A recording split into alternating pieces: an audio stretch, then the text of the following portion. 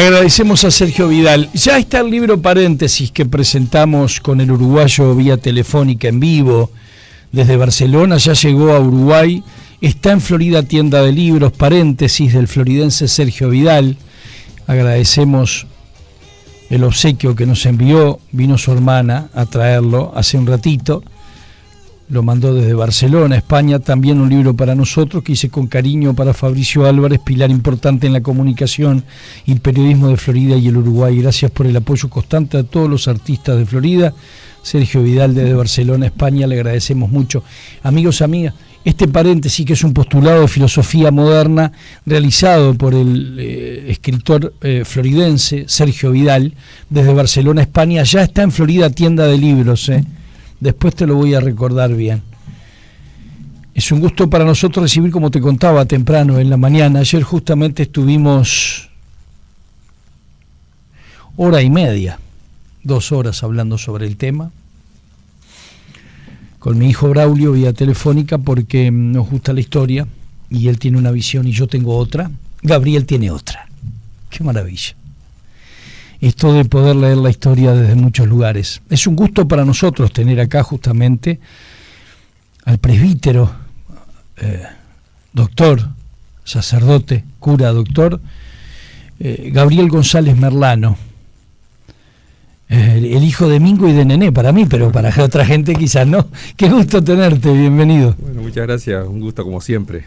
Una alegría estar acá. Un saludo a toda la audiencia. Me estaba contando que ayer cerramos la cuarta charla, se cerró del ciclo que realizaste y que realizó la Iglesia Católica Floridense, consecuencia del proceso independentista, el bicentenario, ciclo, charla de conferencias, y ayer Pradón fue que estuvo. Padrón. Fue el último. Mucha gente ayer. Mucha gente, sí. ¿Por qué? Sí. Y bueno, Padrón es una figura atrayente y también el tiempo. Los fríos que pasamos en la primera y segunda, que eran inhumanos. Sí, había frío adentro. Claro, es un salón muy grande, muy frío, no se puede templar con nada. Pero ya estaba lleno. Víctor me decía, ¿qué cantidad de gente había? Ayer había muchísima gente, que el tiempo acompañó mucho. E insisto, también el atractivo de Padrón, que es un historiador reconocido. Padrón es historiador. Y en el tema que venía a hablar sobre Rivera, que es su última gran obra y que ha creado una gran revolución en todo el país, ¿no? Motivo de... Es esencialmente porque muestra una cara de Rivera que no todos conocen. Yo creo que muestra al Rivera en forma objetiva lo que fue Rivera. Siempre a Rivera se lo ha interpretado desde una postura ideológica, ¿no? Y él realmente es un gran estudioso de Rivera desde hace muchísimos años, que ha ido juntando fichas, papeles, documentos, y ahora se lanza con esta gran obra de más de 600 páginas.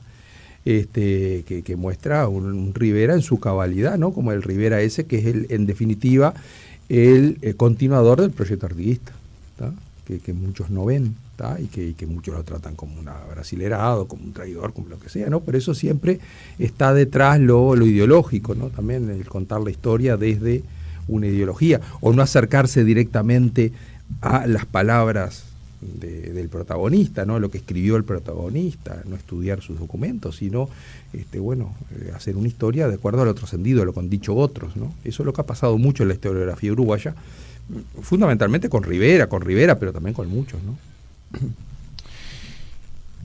Interesante charla que yo ayer no pude seguir. Me pareció muy interesante la charla de la relación de Artigas con la Iglesia Católica, Artigas con la religiosidad. Qué hermosa charla fue. ¿Cómo me atrapó? Sí. ¿Cómo me atrapó? Esa es muy atrapante porque es una faceta de Artigas que no conocemos, ¿no? Yo no conocía algunos aspectos. Que está estirpada también de la historiografía nacional, ¿no? Es decir, no olvidemos que la historia, no se escribió. La historia oficial, digamos, no se ha escrito con la intención de poner a la Iglesia en su lugar, sino también más bien de invisibilizarla. Volvemos al ideológico. La Iglesia tampoco ha escrito su historia, entonces el aporte de Gaudiano con Artigas ha sido fundamental, ¿no? Porque nos ha descubierto el rostro de Artigas, que tampoco es extraño porque es un hijo de su tiempo, ¿no? Entonces es un católico convencido como lo era la gente de ese tiempo. Totalmente. Y sobre todo esa fase de allá de ostracismo en Paraguay, que fueron tantos años y que poco se sabe o no interesa tanto, y bueno, y ahí fue donde desarrolló más Artigas ya al final de su vida, en su espiritualidad más católica, ¿no? Es decir, su profunda espiritualidad. Entonces, claro, revelar todo eso, y aparte con documentos y con todo, ¿no? Sí, con testimonio, entonces es muy interesante, ¿no? Las instrucciones del año 13, que las debes tener en tu cabeza, presentadas por Artigas, era una de las discusiones que teníamos, como nosotros podemos. Está genial, la discusión es genial, porque te lleva a determinados lugares y la historia es maravillosa. Uh-huh. Pero, ¿cómo alguien puede poner en un artículo 3, artículo 3 de las instrucciones del año 13, la ruptura total con una corona española católica, pensar que quien escribe eso sea católico? Uh-huh. Y le decía yo, bueno, uno es hijo de sus tiempos también, y en esa época en realidad la Iglesia Católica no es que estaba a favor de la corona, llega con la corona, al aterrizar en territorio americano empieza a amar el territorio americano y también acompaña a los gobiernos latinoamericanos que despertaban a las liberaciones. También está la Iglesia presente. La Iglesia siempre acompaña todos los procesos, comentaba yo. La revolución artiguista es una ruptura con el Imperio Español, pero no es una ruptura con la Iglesia. Cuidado. A ver, acá hay que entender muy bien. Es esa época de...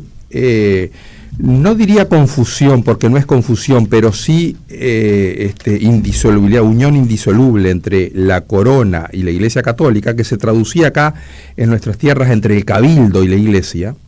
Eso va cambiando, ¿tá? Pero va cambiando en primer lugar porque se van formando dos esferas diferentes, se van diferenciando, la esfera eclesiástica y la esfera civil, ¿tá? En esa época de Colonia no podemos hablar ni de iglesia como la entendemos hoy, una iglesia centralizada, jerarquizada en la figura del Papa y de los obispos. Era otra cosa la iglesia, era muchos centros, pequeños centros, ¿no? Y no podemos hablar del Estado como lo conocemos hoy porque no había Estado. Había poder civil, pero no había Estado, ¿tá? El Estado se crea en 1830. Entonces, lo que se va haciendo es autonomizando las áreas, y esa tarea la comienzan los Borbones. Esa tarea la comienza la fase final de la corona española, del separar los ámbitos, y luego la continúa la revolución. La revolución oriental o la revolución americana en definitiva no son originales en cuanto a eso, en cuanto a la ruptura política con la corona, porque ya de alguna manera, porque eso es expresión, digamos, de algo, de un movimiento que ya venía, es decir, de romper con el gobierno de los patricios y esas cuestiones, ¿no? Es decir, entonces, no significa, la revolución artiguista no significa ruptura con la iglesia, para nada, significa ruptura con la política de la corona española. De hecho, Artigas se preocupó enormemente de la práctica religiosa de la campaña, de los curas. Hay una carta muy interesante de por ahí de 1813-14 que dice, la gente se cree que yo soy obispo, dice, me piden que les traiga óleo, ¿no? Y él mismo determina prácticamente qué curas tienen que estar, porque él sabe qué curas son leales y cuáles son traidores, ¿no? Que son porteños, ¿no? Y en ese momento todavía la jurisdicción eclesiástica de la banda oriental pertenecía a Buenos Aires, y se prefiere las parroquias sin cura antes que tener curas traidores, ¿no? Entonces, no hay una ruptura con la iglesia, todo lo contrario, ¿no? En las mismas instrucciones del año 13, la libertad religiosa en toda su extensión imaginable. Lo discutimos también eso. Es eso justamente, ha tenido muchas interpretaciones, pero justamente lo que Artigas quiere... Dice imaginable. Es separarse de la jurisdicción de Buenos Aires. Porque ahí le envían curas que son espías. No olvidemos que tenemos en la cúpula de la iglesia no había obispo, se había muerto el obispo en 1812 y la Santa Sede no había querido nombrar obispos porque estaban en revolución, entonces no había querido, y estaba la iglesia gobernada por el cabildo eclesiástico, y en el cabildo eclesiástico tenemos a Valentín Gómez, tenemos a Santiago Figueredo, que habían sido muy artiguistas, pero después se habían dado vuelta. ¿no? Estaban con otros intereses. Entonces, digamos, ¿cómo no va a desconfiar Artigas? ¿Tá? Es decir, de eso. Entonces dice la libertad religiosa. De cualquier forma imaginable, dice, pero lo que yo quiero explicar es una influencia también norteamericana que tiene una libertad religiosa envidiable, ¿no? El modelo es muy bueno, pero está también liberarse de la jurisdicción eclesiástica porteña. Está bien, Gabriel, lo que yo te quiero explicar es esto. Y lo logran porque... Estas discusiones se dan y son maravillosas, ¿no? Entre los que creen que la Iglesia Católica estuvo dentro del proceso independentista, artiguista, y otros creen que no participó de ese proceso porque tenía otros intereses. Y lo que yo les marco, lo que yo quiero marcar cuando esas discusiones las doy yo, es que a mí no me interesa colocar a la Iglesia en determinado lugar. Yo no estoy suponiendo que la Iglesia Católica haya acompañado positivamente el proceso independentista uruguayo. Yo no estoy diciendo que estuviera a favor o en contra, porque seguro que la Iglesia tenía agentes que estaban a favor y agentes humanos que estaban a favor y humanos que estaban en contra. Lo que yo marco, y no lo logro hacer yo entender, es la presencia en el proceso independentista. Sí. Yo creo que eso pasa medio desapercibido, ¿entendés? No, es una cuestión metodológica, porque nosotros intentamos con nuestras categorías actuales llevar atrás. Entonces, si la Iglesia participa, no participa, la Iglesia interviene, no interviene, ¿de qué forma interviene? Vuelvo a lo mismo. No tenemos todavía en la época colonial y en la primera época de la Revolución, no tenemos separación de ámbitos. El cabildo actúa con la Iglesia, no confundidos, pero totalmente imbrincados, o sea, totalmente unidos. No existe una matriz que no sea católica. Entonces, no es que la Iglesia participe o no participe, no es una institución que viene de afuera a participar, como podría ser hoy. ¿Cómo podría ser?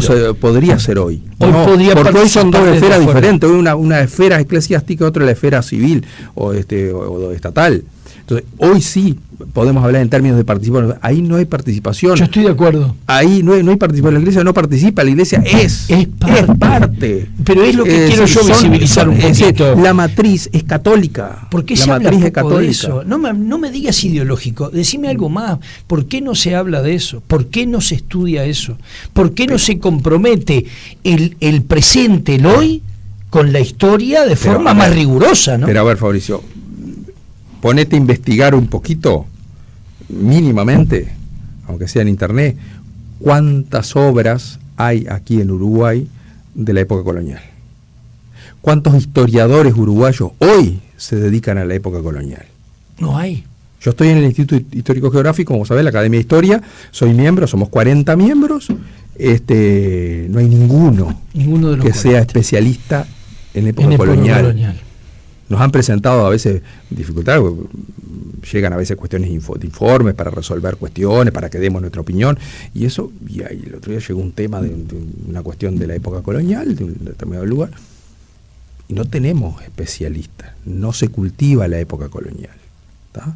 Es decir, Florida, los historiadores floridenses, acá se han escrito alrededor, había un elenco hace unos años de todas las publicaciones floridenses, pero yo no sé si no han de ser como 200 publicaciones hoy en día o más. ¿200 libros? Sí, publicaciones referidas a Florida. Yo creo que hay menos, pero capaz. No, había un elenco de 170, 180 que hicieron hace ya como 20 años. Sí, el elenco de todas las publicaciones, de hecho el grupo de identidad. Sí, ya han de ser más de 200 a esta altura. ¿Sabés cuántas hay de la época colonial? Es decir, que sea estrictamente de la época colonial. Ninguna. Los curas del Pintado, la mía, y después Moreira, que escribió sobre el Fortín del Pintado. Moreira escribió sobre el Fortín. Dos de 200. Entonces, ¿cómo vamos a entender el papel de la Iglesia, lo que significaba la Iglesia en la época de la colonia y la Revolución, si no estudiamos? ¿Y por qué no estudiamos? Y bueno, hubo un interés de borrar eso. Nuestra historia es lavallista. A ver, cuando nosotros hablamos de Florida, que es Figueredo, 1809. No, Florida decía, bueno, el Pintado, Figueredo ya era párroco en el Pintado. No apareció acá en Florida porque sí, vino del Pintado, y en el Pintado hubo 40 años de iglesia y de vida civil, ¿no? y nadie lo toma en cuenta. Acá también hubo una época colonial que fue tardía, que fue corta, sí, habrán sido 80 años, reventando 100 en Uruguay, claro, comparado a otros países, pero ahí se forjó la cuestión. En esa época colonial nace Artigas, y se educa con los franciscanos, y se forma allí, y en el convento de San Bernardino los franciscanos se empieza a gestar la revolución. Es decir, pero claro, pero si nosotros comenzamos a que todo comienza en 1811, como tendemos a pensar en nuestra historia, el origen del Uruguay, 1811, de la banda oriental. Claro, entonces nos perdemos de todo eso y no entendemos. Entonces tenemos que pensar necesariamente metodológicamente con las claves de interpretación de hoy. Pero nos perdemos todo ese siglo anterior de época colonial, donde podemos entender claramente cuál fue el papel de la Iglesia, y luego cuál fue el proceso también de separación que fue logrando la Iglesia con el Estado. Porque también podemos entender claramente cómo la Iglesia también va haciendo su proceso. Si nosotros tomamos desde la colonia, vamos viendo cómo la Iglesia va haciendo su proceso, y también la Iglesia se va centralizando y de alguna manera se va separando del Estado. El proceso de secularización fue mutuo. Total. Fue mutuo. A ver, que tuvo ribetes luego de la laicización, eso es otro tema. Eso es otro tema de la segunda década del siglo XIX, comienzo del siglo XX, eso es otro tema. O sea, verdadera persecución, ¿no? Eso es otro tema. Pero la secularización es un proceso de la época moderna, que se da con la separación de esferas, ¿no? Es decir, y la Iglesia acompaña eso porque la Iglesia también se va reconstruyendo, porque ahí comienza el fortalecimiento de la Iglesia a través de la única autoridad del Papa, el fortalecimiento de la Iglesia en las diócesis a través del obispo. ¿Sí? Se va centralizando la doctrina, se va centralizando el derecho, la Iglesia, ¿no? Entonces, la Iglesia también va acompañando esa secularización, va distinguiéndose de lo que es el Estado, ¿no? ¿Eso sucede solo en Uruguay? En toda América. En Uruguay el proceso fue muy fracturado, ¿no? Es decir, por las características que tuvo. Nosotros tuvimos un proceso de secularización muy en ciertos momentos muy anticlerical. También lo tuvieron otros países, pero en otros países se revirtió más fácilmente porque la Iglesia era más fuerte, la presencia era más fuerte, y eso. Aquí la Iglesia era muy débil, muy débil. No te olvides, nosotros tenemos la primera diócesis y la primera jurisdicción eclesiástica en 1878, fin del siglo XIX. No. Entonces, todo eso era de una Iglesia muy débil, muy poco estructurada. Por eso es la centralidad de la figura de Jacinto Vera, ¿no? Fue el que estructuró, el que creó la Iglesia como institución acá en Uruguay, ¿no? Entonces, claro, esa Iglesia tan débil no podía hacer frente a un movimiento muy fuerte, fue muy fuerte, muy bien orquestado, que comienza en la década del 60, del racionalismo, del liberalismo, y que tiene episodios muy fuertes, el gobierno de Santos, por ejemplo, y ni que hablar luego con Valle. Entonces nosotros, claro, ahí se forma una nueva, ahí hay una ruptura en ese proceso, hay una ruptura de lo que es la tradición oriental, que era la tradición que venía de la época colonial, de la revolución, donde la Iglesia estaba muy metida en la sociedad, a una concepción, a la nueva concepción, al nuevo, digamos, matriz republicana, que esa es la creada por el vallismo, ¿no? Y donde ya se mira hacia adelante. En esa matriz republicana está bien, pero este proceso tan fuerte, cuando yo te digo solo en Uruguay, cuando vos me hablas de ese poder que comienza a tener la Iglesia por sí mismo, cuando entiende que la autoridad máxima es el Papa. Sí, no es poder, se centraliza, o sea, se va centralizando, se va atomizando de alguna manera, ¿no? Eso pasa en todos los países, sí, está claro, sí, pero la ruptura más fuerte que hubo en toda América Latina se dice que fue en Uruguay. Bueno, en México fue muy brava. También en México fue brava. Hubo guerra, hubo derramamiento de sangre, fue muy similar a lo de Uruguay, pero con una persecución más sangrienta. Sí, claro. Fue duro. La persecución de Uruguay fue más ideológica, En Argentina también la hubo, pero era una iglesia muy fuerte, la Argentina siempre, ¿no? Es decir, había iglesias muy fuertes, ¿no? Buenos Aires, Córdoba. Se pudo hacer frente de otra manera, ¿no? En Uruguay no. Uruguay no. Entonces, bueno, triunfó esa otra concepción republicana que excluía la religión, porque Valle, si Valle odiaba algo, era España y a la Iglesia Católica. Bueno, eran casi la misma cosa. ¿Tá? Entonces crea una república, ya no el Estado oriental del siglo XIX, sino hay que mirar adelante, somos europeos, ¿no?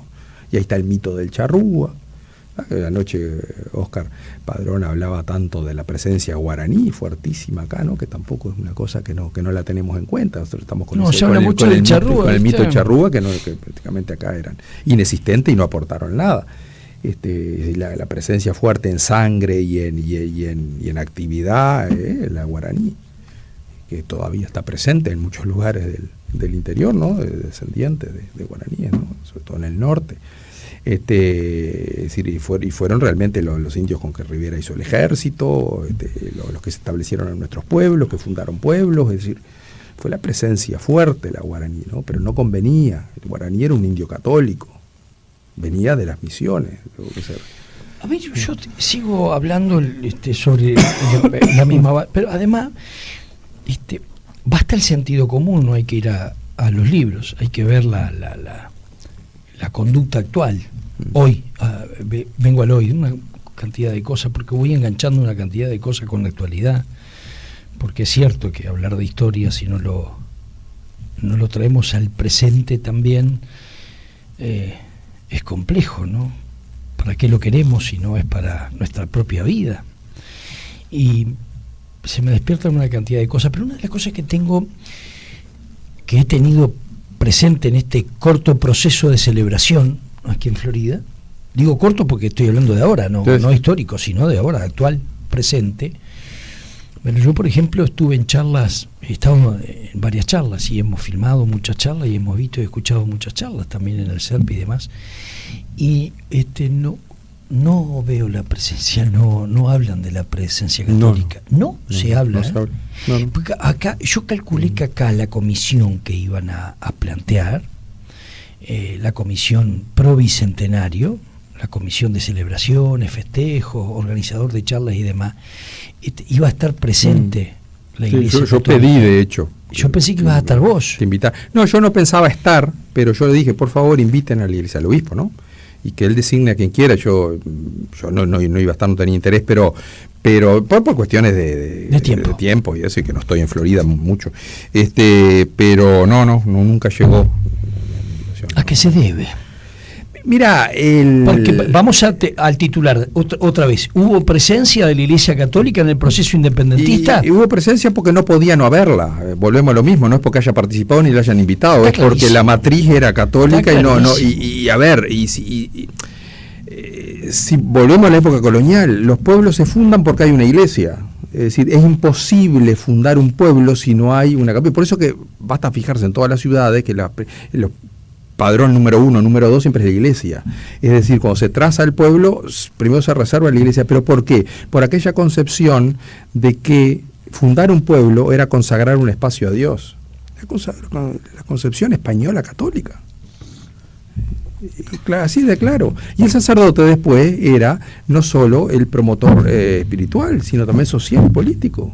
Era el que tenía estudio, era el que elegía la gente para que lo representara. Cuando había un bautismo, el que escribía despacito todos los datos era el cura. Era el que elegía el pueblo para que lo representara en la asamblea. Cuando había problemas jurídicos era el que intervenía porque tenía relaciones.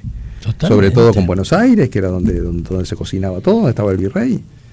1830, Fabricio, en 1828 la constituyente. ¿Sabés el porcentaje de curas que había en la constituyente? 1830, te estoy diciendo, ¿no?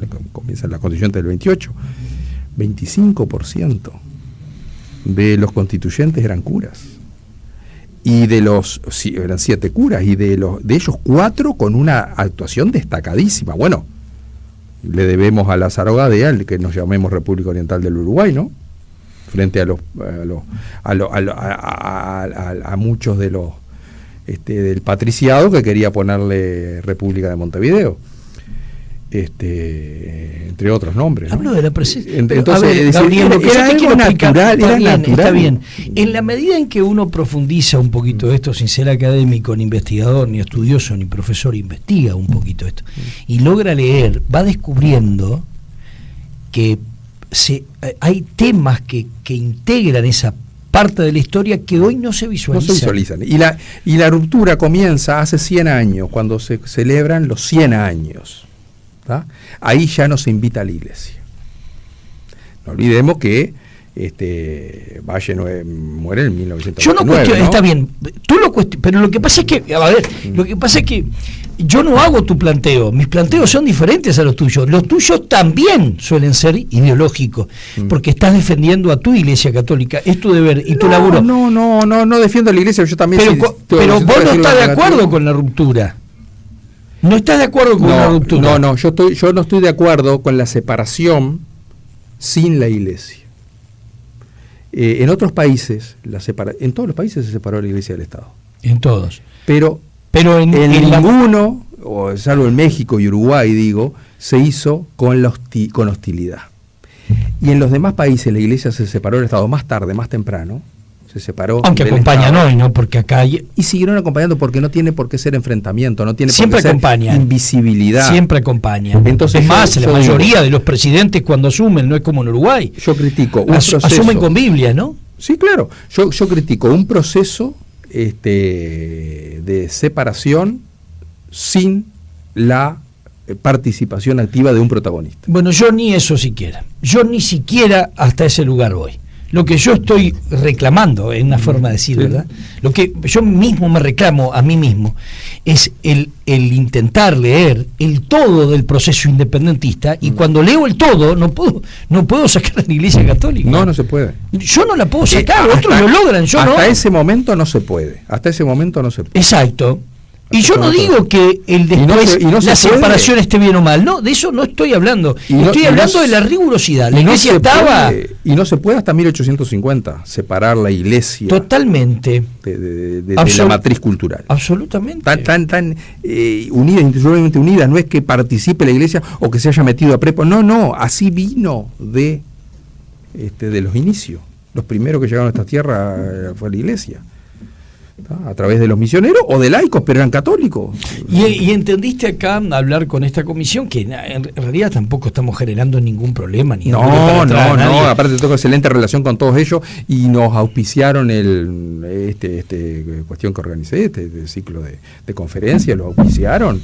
Perfectamente bien. Por eso hay una hermosa relación, pero a mí me gusta poner sobre la mesa estos temas para mañana también discutirlo. Yo quiero discutirlo también con la gente del grupo y de identidad y también quiero discutirlo con parte de la mesa esta la comisión esta que está celebrando este camino, porque son temas maravillosos para tratar con la gente. ¿Viste? A mí me gusta mucho. Pero te insisto, el hecho de que ya tiene 100 años, ¿no? Que coincide con la separación, que coincide con esa separación que ya digo fue bastante hostil. Y bueno, ya en los festejos de 1930 ya la Iglesia no estaba presente, se la excluyó. No se le invitó. Ahí sí había que invitarla, como hoy hay que invitarla, no en 1825. En 1825 no había que invitar a nada, la Iglesia era parte. Ahí está un poco el matiz, ¿no? Entonces, en 1830 ya no estaba, pero aún estaba, ¿verdad? No, en los 30 sí, yo no te digo que el 25% de los constituyentes eran curas. En 1930, en la celebración. En la celebración del centenario. Ahí comienza tímidamente. Ahí comienza tímidamente. Bien, ahí está. El querer ir excluyendo. Tendría que haber sido invitada ahí. ¿Y hoy también? Claro, sí. Capaz que va a ser invitada. A ver, cuando hicieron el programa. En el 30 capaz que va a ser invitada. El programa de agosto, cuando hicieron el programa de agosto. Me llamaron a mí personalmente que si quería poner en alguna actividad nuestra de la Iglesia, como es en el programa general de agosto, sí, bien, pusimos la charla de ayer y la misa que vamos a hacer el domingo 24 por la patria, en la catedral, es decir, pero yo creo que no es una cuestión deliberada, ¿entendés? no hay mala intención, no es deliberado. A esta altura, así como así como en 1825 era impensable que no estuviera la iglesia porque era parte de la cosa, hoy yo creo que es impensable que se arme algo por todo este sentido ridículo que tenemos de la laicidad acá en Uruguay y todo eso, que se arme algo y que incorporen a la iglesia, ¿está? Entonces, no hay mala intención. Está tan internalizada la presencia de la iglesia como en 1825, hoy está tan internalizada que la iglesia está fuera de todo. Está bien, pero eso es bueno que lo marquemos con tranquilidad. Siempre porque se puede una cosa es ser crítico de la historia y otra es ser crítico de la conducta de las personas. La comisión del Bicentenario creada acá no hay gente con mala intención. No. Al revés, yo creo que y los gobernantes que proponen y proyectan otras cosas. Y los gobernantes, ya digo, tienen muy interiorizado, también muy internalizado esto de la laicidad. Y ya está. Pero a mí me gusta esa rigurosidad de que nosotros sí tenemos que hablar de esto. Claro que sí, yo creo que fui el primero acá en Florida que planteé ya a comienzos del año, vamos a hacer un ciclo de charla, no importa que si otros lo hacen o no lo hacen, como iglesia tenemos que hacer. Nosotros tuvimos una presencia que fue fundamental hace 200 años, tenemos que recuperar eso. Bueno, este ciclo de charlas tenía por misión eso, miren lo que fuimos, miren lo que éramos, pero no para sacarnos cartel, para que la misma gente, porque la misma gente nuestra se ha contagiado del laicismo, ¿no? Y se cree también que la iglesia comienza en la época de la Revolución, ¿no? O más tarde. No, acá hubo una iglesia que fue la que ayudó a gestar esta patria. Sí. Ayudó a gestar, bueno, algunos. La iglesia es parte fundamental y cimiento de la gestión de la patria, del nacimiento. Sin duda que sí, porque la matriz era cristiana, claro que sí. Claro que sí. Se me tiran arriba cuando les digo eso, yo creo lo mismo. Pero acá hay que abandonar toda ideología.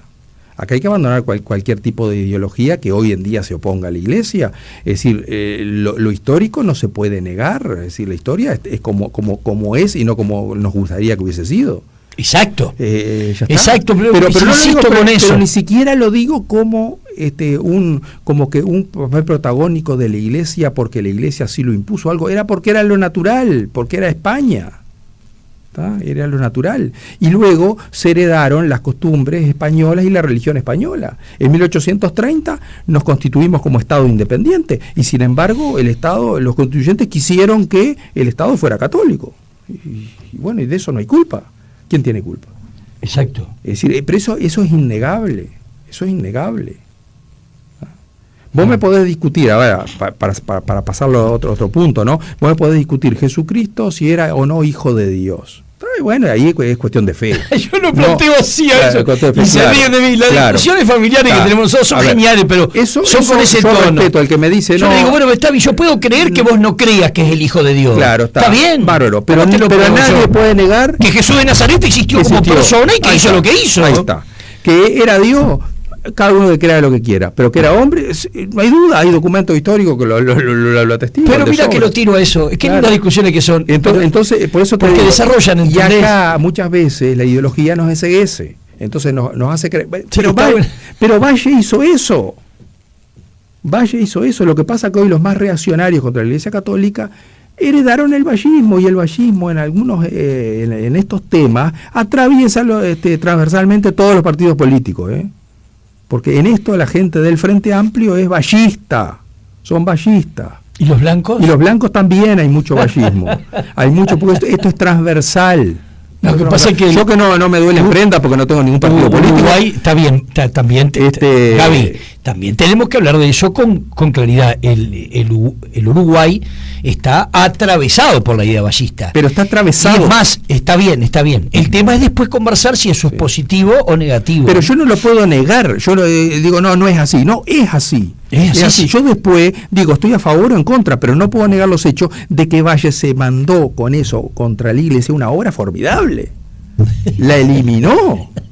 Claro, fue formidable. Podemos hablar si bueno humano después. Yo estoy de acuerdo con todo. Ahora, eso sí pasó. Pasó. Hizo un corte con una cuchilla así, ¡sac! Pero fue bárbaro. Listo. Pero más te digo. Pero aparte que el hombre tuvo 2 presidencias y en el medio la de Williman, que también fue de él. Digamos, fue impresionante. Lo paró a Valle bueno, no sé cómo, o hay algún motivo, que en el 16 pierde las elecciones de la constituyente y queda en minoría. Si no, hoy la iglesia literalmente no existía prácticamente. ¿Ah? Es decir, se salvó porque triunfó la mayoría blanca, que por lo menos le dejó a la iglesia que siguiera siendo persona jurídica y que tuviera los bienes, que mantuviera los bienes. Chao. Pero con el triunfo de Valle, hoy era otra totalmente la iglesia. Sería de catacumba. Pero ese es otro tema. Ese es otro tema. Pero sucedió. Pero es parte de la rigurosidad que muchas veces marco. Yo les comento. Pero esa mentalidad de Valle hoy la replican mucho cuando quieren eliminar a la iglesia de la historia, porque fue lo que él hizo, pero él lo hizo bien. Y hoy nos está haciendo bien. Pero es que se está negando. Es que ya es imposible ya ocultarlo, ¿no? Pero, porque ¿qué pasa? ¿Por qué lo hizo bien él? Porque él lo hizo efectivamente, hizo desaparecer a la iglesia del ámbito público. Digamos, la iglesia igual siguió actuando, ¿no? Pero no ya como por supuesto que por la separación y después por la hostilidad con que se manejó de que la iglesia no formara parte de nada y todo ese proceso de desacralización total que hizo, de quitar imágenes, bueno, todo, ¿no? De quitar lo que fuera religión de cosas. Pero ¿por qué? Porque él no negaba la influencia que tenía la iglesia. Y lógico, por algo lo hizo. No conocía lo que era la historia y la época colonial y la influencia que tenía la iglesia y la matriz cultural. Y él no estaba de acuerdo, entonces lo transforma. Hoy me parece que es mucho más, digamos, reaccionario lo de hoy, en el sentido de querer directamente negar que la iglesia alguna vez tuvo una presencia formidable en la historia. Eso ni Valle lo negó. Y bueno, pero si él justamente porque no lo negaba, lo tenía que combatir. Exacto, estoy de acuerdo. Pero hoy negar que la iglesia estuvo presente, porque la presencia era natural, no porque nadie le invitó. Pablo nos manda un saludo. No tenemos que ir, Gabriel. Buen día, saludos para ti y todo tu equipo. Buen fin de, gracias por estar. Dice Pablo, te mando un abrazo, Pablo. Un abrazo grande. Escucha, Gabriel, me voy. Ha sido un gusto tenerte. Me pareció importante tener tu voz también acá para... El gusto es mío. Hablar. Viste que... Cuando quieras de estos temas, son apasionantes. Debo tener traumas de chico yo, con el tema de la rigurosidad histórica, y con Braulio estudiando historia me prendo más a los temas, pero quedé marcado por una pavada personal, una cosa chiquita personal, pero pasar con la bandera de la escuela número 8, la 33, Alison Galain con la uruguaya, Luis Eduardo Cipitría con la de Artigas y yo con la de 33,